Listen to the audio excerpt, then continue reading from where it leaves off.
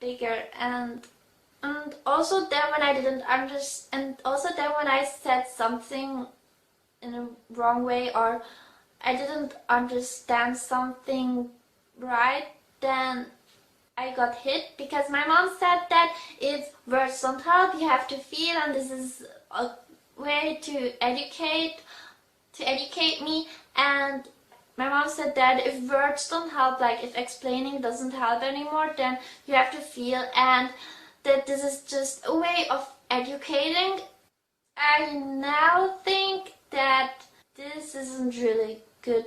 It was okay because I thought I deserved it, but then when I started to realize that I actually didn't do anything, didn't make sense anymore, and it felt unfair. But now I have actually realized that, because I also talk to other people, that you should never ever hit your own children. And I'm actually gonna say this, but I probably would have ended up hitting my own children because I believe that I deserve it, and this is a way of educating kids, and I would have probably done it to my own children as well. And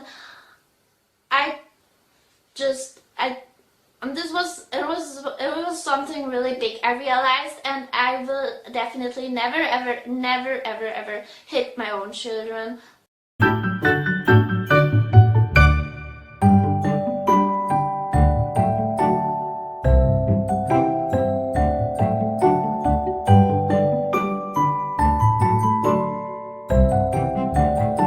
A couple of things that have bothered me since the past few years include, I didn't like that my mom posted on my social media in my name things which I would never say, like terrible things about monarchy and fund me campaigns, because maybe I think she had a good intention, but I think that, well, I couldn't agree on them. I couldn't agree on GoFundMe campaigns because it was just something she decided, but I couldn't just say no, because if I say no, or that is a bad idea, then she will get really depressed.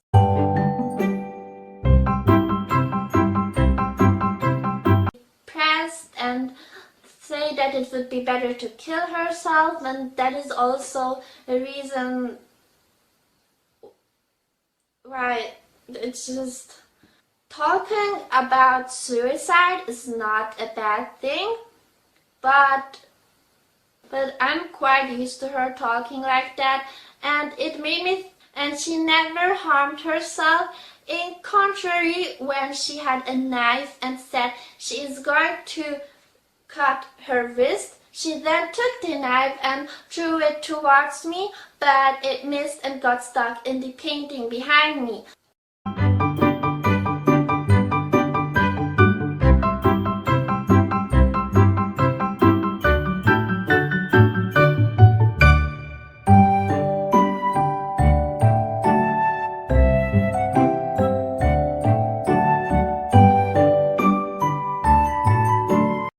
South Korea to Japan. How did I run away from home?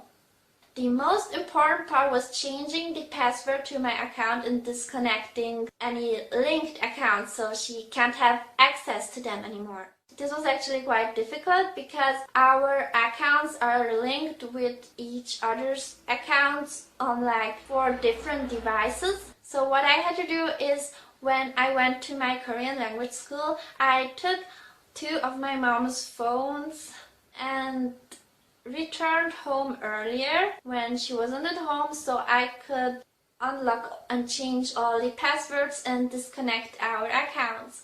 Now, one good thing is my YouTube account is safe, but she still could get access back to my email address venusangelic@gmail.com, which means that she was able to change any passwords which are associated with that venusangelic@gmail.com email address. When that was done, I just packed the most important things in a suitcase and rucksack off to the airport. It turned out that I missed my flight, but I was lucky enough to get another flight.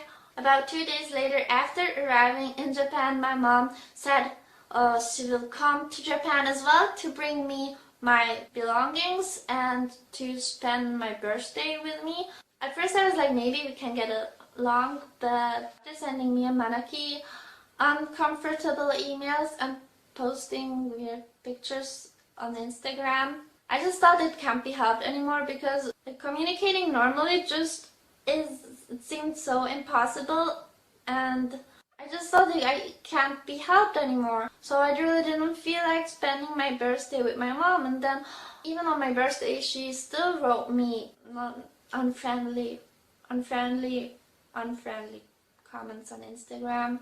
My mom left a suitcase at the locker room and gave me information on how to pick it up. I went to the locker room to check the contents, but because the suitcase didn't contain any of my belongings, I had to return the suitcase.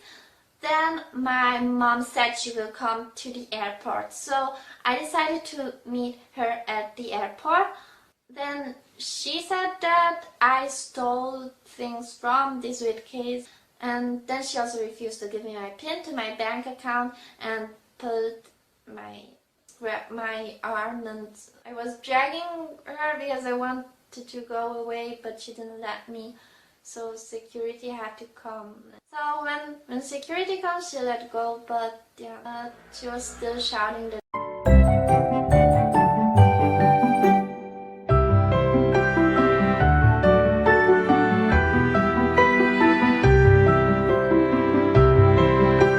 My mom started to talk to her friends how Manaki is a pedophile and a factory worker, and he brainwashed me and is probably cheating me right now. And he is also a psychopath because all pedophiles are psychopaths. Manaki is not a pedophile and he also doesn't cheat on me. He works in a factory and earns average.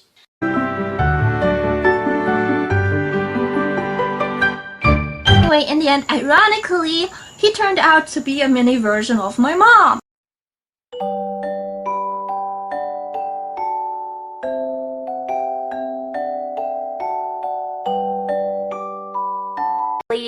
And basically shows about obese people. I don't know, I was obsessed with them. Why? Anyway, I heard about these surgeries, and I was like, if I get surgery, I won't have to, go through all the mental distress that comes with dieting. I won't go crazy anymore because I can finally be naturally thin, which I tried, to make everyone believe. And so I'd be like, hola amigos, yo no cuento calorías, soy delgada. Which is obviously, it was a blatant lie. It was a lie, that's why it was so hard to keep up. I'm not naturally thin. And I like being thin because then clothes look good on me. And I know it's kind of superficial, but it also gives me joy. I think that's what a lot of people want to say, but they don't say it because, it's kind of embarrassing. And there's another reason, actually a couple of reasons. It's probably a little bit more psychological. When I gain weight or start to feel kind of fleshy, I don't think that about other people or even chubby girls. I think that I even see some chubby girls and I think they're cute, they're cuter than me. But I just kind of like, now I feel pretty okay because I've processed that stuff already. But before, I really hated myself a lot. If I got when I got really, really fleshy or gain weight, I just wanted to rip off my skin or start cutting into the flesh or, yeah.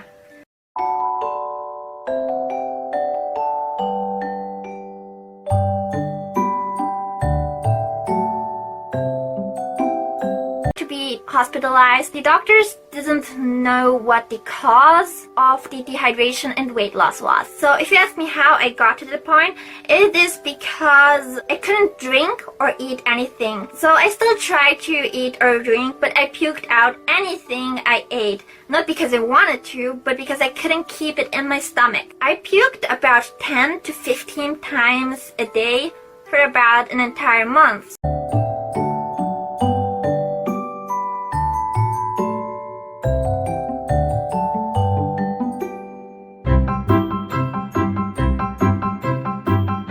Release your sex tape. Do you and your husband have sex? Shut up. There's this topic I avoided talking about, which is a sin on the internetosphere. I'm sitting on a bunch of drama and it's all wasted. So I have to say I apologize for being wasteful with my resources. Besides that, I'm not straight. I don't really care if you're a boy or a girl. I think that if I fall in love, then that's who I like. I didn't know the term for that. You know, I ended up married at a very young age. My mom organized this marriage. How the fuck did that happen? My family, cuckoo, verbal abuse, physical abuse. When someone hurts me, just like such a euphoria. Like, I'm overcome with euphoria and relax, and it feels so good. Thanks to the physical abuse, I now have a BDSM kink. Thank you, Mom.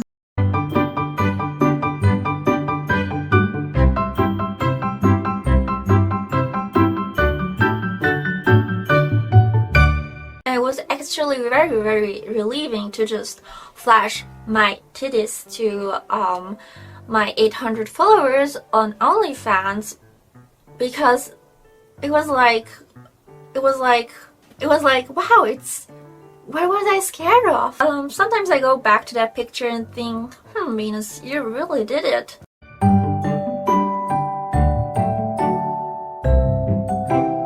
Let you know, guys, that right now I'm safe and I'm happy.